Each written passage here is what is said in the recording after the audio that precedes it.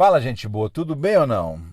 Você desculpa a minha ausência aí, eu tô mudando de casa, então é caixa pra todo lado, computador desmontado, uma bagunça que você nem queira imaginar. Mas eu tive que dar uma parada pra vir aqui falar com você, pra explicar uma história que tá rolando aí, que, enfim, uma história muito maluca, que é o tal do Twitter Files Brasil. Uma enganação tremenda, um negócio que foi feito pra enganar você. E tem muita gente caindo nessa, viu? Então é importante a gente alertar aqui sobre o que está acontecendo, explicar o que está rolando, contextualizar as pessoas sobre o que está rolando, para mais gente não cair nessa. Vamos nessa? Eu sou o Ricardo Mello, sou explicador-geral da República, estou aqui para isso, para explicar e para traduzir o politiquês para o português. Porque o politiquês é uma linguagem muito usada para enganar você. Vamos nessa então. Seguinte, o que está acontecendo? Tem um tal de Twitter Files Brasil, que seria um escândalo de proporções gigantescas que revelaria, então, que o Alexandre de Moraes, o ministro do STF, é um ditador de toga. Um homem que tira as contas das pessoas nas redes sociais injustamente, porque essas pessoas dão suas opiniões. Essa é a versão que está sendo divulgada. Como é que essa versão foi divulgada?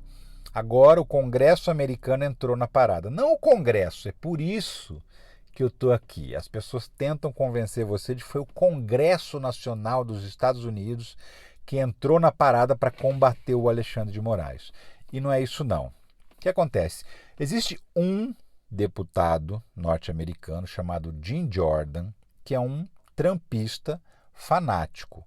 Mal comparando com o Brasil, seria o equivalente assim a um Nicolas Chupetinha, a um Gustavo Gayer, a uma Carla Zambelli, uma Bia Kicis, alguém desse nível, desse naipe, só que lá dos Estados Unidos. Que está jogando junto, batendo uma bolinha, fazendo uma tabelinha com o Elon Musk, que é o dono do X, o antigo Twitter, que para mim é Twitter ainda. De que jeito eles estão batendo essa bolinha? Seguinte, o Elon Musk, você se lembra, recentemente ele veio para o Twitter falar que o Alexandre de Moraes era um ditador, que estava censurando as pessoas e que ele ia revelar as ordens que o Alexandre de Moraes mandava para o Twitter para derrubar contas de algumas pessoas que eram desafetos, segundo o Elon Musk, do Alexandre de Moraes. Só que ele não pode divulgar esses documentos porque eles estão sob sigilo. Se o Twitter divulgar, ele começa a cometer crime de desobediência por ter quebrado o sigilo e pode ter que pagar multa, pode ser penalizado por isso. Então o Elon Musk deu um jeitinho de fazer esses documentos vazarem sem quebrar o sigilo da justiça brasileira. Como? Ele combinou com esse deputado, Jim Jordan, para que esse deputado pedisse formalmente, em nome de uma comissão, que é a comissão que ele preside lá, para que ela entregasse esses documentos, o Twitter entregasse esses documentos para o Congresso americano, para essa comissão. No documento só tem a assinatura deste deputado, tá? Nenhum outro deputado participa disso. É um fanático que ocupa um cargo no Congresso e usou esse cargo para poder exigir então esses documentos do Twitter. O Twitter mandou esses documentos porque, afinal de contas, nesse caso, ele tem que obedecer ao Congresso americano que está pedindo. E aí ele não quebra o sigilo, ele escapa de ser multado no Brasil, por exemplo. E aí esse deputado norte-americano é que está divulgando esses documentos, dizendo, com um relatório junto que ele escreveu, dizendo, olha só, isso aqui é a prova de que no Brasil tem censura, de que a liberdade de expressão está ameaçada, de que os conservadores estão sendo perseguidos. O relatório é escrito em inglês, mas as decisões todas em português. Porque ele sabe que ninguém lá vai ler mesmo, tanto faz, como tanto fez. O documento é só uma peça de propaganda. E aí, que tipo de situação aparece nessa documentação? Então, são ofícios que a Justiça Brasileira, que o STF e o TSE, o Tribunal Superior Eleitoral, mandaram para o Twitter determinando a retirada de contas do ar. Então é assim, eu cometo um crime, eu insisto no crime, eu cometo 10 vezes o mesmo crime, aí a Justiça resolve me processar para tirar minha conta do ar. Aí abre um processo, tem toda uma fundamentação, tem que dizer lá o porquê que está tirando a minha conta do ar. Eu tenho acesso, eu sou parte interessada, né, a parte processada, tenho acesso, meus advogados têm acesso, tudo isso aconteceu. Aí a partir do momento que a justiça decide tirar a conta do ar, ela faz um ofício, que é uma carta, uma página, dizendo, olha, por ordem da Justiça Brasileira, você deve tirar essa conta aqui do ar. E manda para o Twitter. Na maioria dos documentos que foram divulgados, não tem justificativa nenhuma para a derrubada das contas.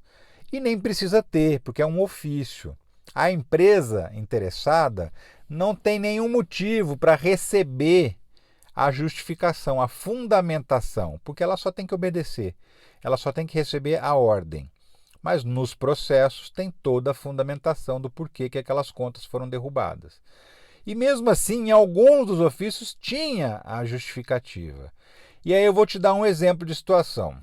Alan dos Santos, um dos mais famosos bolsonaristas, que está banido das redes sociais, está foragido da justiça brasileira, está escondido lá nos Estados Unidos. O que ele fez para merecer ter a conta dele banida? Ele se expressou livremente, simplesmente deu a opinião dele? Não, ele fez muito mais que isso. Ele fez uma live.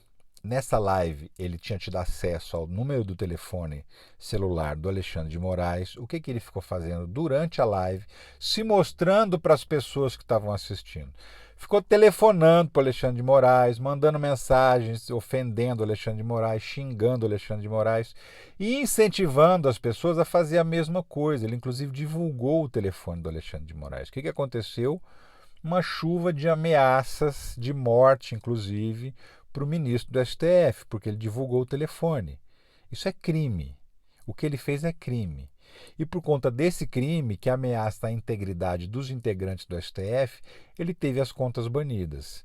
E aí, como ele continuou insistindo, ele abriu outra conta, fazia de novo, abria outra conta, fazia de novo. Então aí teve uma ordem para banir completamente ele das redes sociais.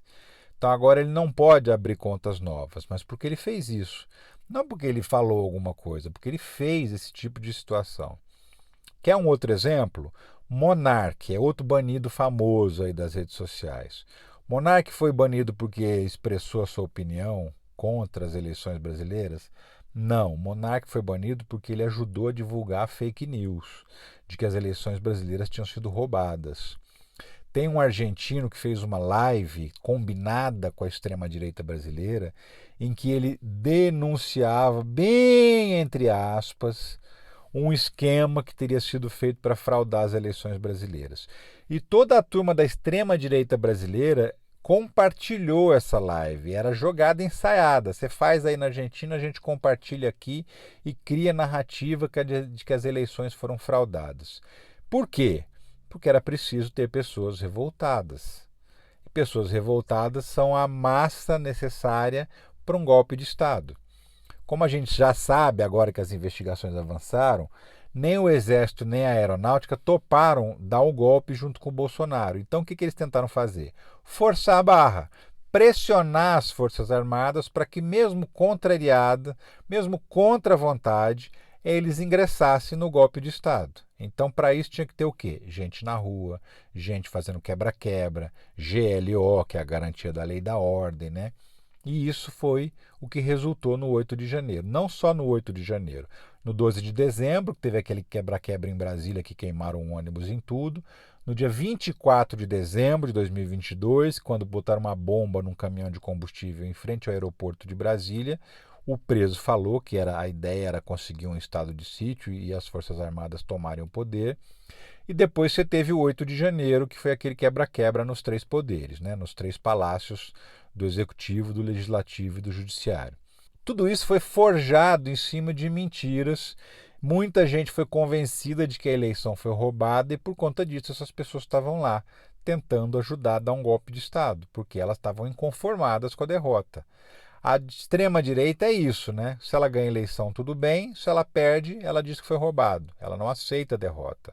É por isso, inclusive, que ela tem esse nome de extrema-direita. O extremismo é isso. O extremismo não tem diálogo, não tem conversa. O extremismo só quer destruir o outro lado. Enfim, muitas dessas contas que foram banidas das redes sociais tiveram agora os ofícios divulgados. Mas, como eu falei, o ofício não necessariamente tem que explicar o motivo pelo qual a conta está sendo derrubada. O que é o ofício? É uma carta que a justiça manda para a empresa dizendo: só me obedeça, o processo está aqui, está todo fundamentado aqui, o processo já está feito, mas você me obedeça, tire essas contas do ar. Não preciso explicar por quê. E, de fato, nesses documentos, muitos deles não têm explicação do porquê. E nem teria por que ter também, porque é uma comunicação da justiça para uma empresa que tem que simplesmente obedecer. Então, o que estão fazendo agora é inventar essa narrativa de que o Congresso americano vai impor sanções ao Brasil, que o Congresso americano vai salvar o Brasil da ditadura comunista, esse tipo de situação absurda. É isso que estão tentando convencer você. Para o extremista brasileiro, essa narrativa serve para inflamar as pessoas, serve para dar uma bombada naquela manifestação que o Bolsonaro está organizando esse mês lá em Copacabana, serve para deixar todo mundo unido. Para o eleitor norte-americano, o que vale lá é a disputa do Trump com o Biden. Então estão dizendo agora que o Biden deixava a ditadura comunista brasileira agir livremente. Então a gente tem que tirar o Biden porque senão ele vai ajudar os comunistas do Brasil. É isso que eles estão dizendo lá, para convencer o eleitor americano de que o Biden é uma ameaça comunista. O Biden já está há 4 anos praticamente na presidência dos Estados Unidos. Eles ainda estão falando que o cara pode ser uma ameaça comunista. Você imagina em que nível de loucura essas pessoas chegam. Mas é isso. No fim das contas, foi um baita tiro no pé. Por quê? Porque esses documentos que foram revelados revelaram também os crimes que as pessoas cometeram, na maioria dos casos. E os crimes são crimes sérios, são crimes graves que justificam de fato a retirada das contas das redes sociais. Por quê? Porque a liberdade de expressão brasileira não é igual à liberdade de expressão americana. Isso não é cultura, isso é lei. Tá? A Constituição americana é de um jeito, a Constituição brasileira é de outro jeito. Ambos os países são democráticos nesse momento, mas as nossas democracias têm diferenças. Qual que é a diferença fundamental? A Constituição brasileira, ela diz o seguinte: aqui pode tudo, só não pode prejudicar o coleguinha, só não pode agir para prejudicar uma terceira pessoa e também só não pode agir para acabar com a democracia. De resto, pode tudo. A Constituição americana, ela é um pouco mais abrangente nesse sentido. Ela diz assim: pode tudo, tudo mesmo, inclusive prejudicar o coleguinha, inclusive atacar a democracia. Pode ser escroto, pode ser canalha, pode ser FDP o tanto que você quiser. Pode ser racista, pode ser fascista, pode ser nazista, pode ser homofóbico, à vontade. A legislação americana prevê que isso é permitido. E aqui no Brasil não. Essa é a grande diferença. E agora o que a gente está vendo é os americanos tentando tratar o Brasil como se o Brasil tivesse que ser igual aos Estados Unidos também nesse sentido. E não vai ser, não é e não vai ser. Porque a nossa democracia ela é diferente, ela tem uma proteção social para que as pessoas não prejudiquem outras pessoas. Essa basicamente é a diferença que eles não aceitam. Os extremistas brasileiros gostariam que pudesse tudo, porque assim eles podem mentir à vontade, assim eles podem enganar, podem inventar, podem fazer o que bem entenderem, podem ofender, podem atacar, podem ameaçar. Né? Com a liberdade de expressão irrestrita, eles podem fazer o que bem entenderem. Agora, se houver limite, eles têm que se ver com a justiça e eles não querem que haja esse limite. É isso que está acontecendo. Como eu falei, eu parei rapidamente para falar com você sobre isso que está rolando, porque é uma grande enganação e era importante trazer esse esclarecimento para você. Assim que eu terminar de mudar, eu volto e volto com a corda toda. Valeu? Um abração para você e até mais.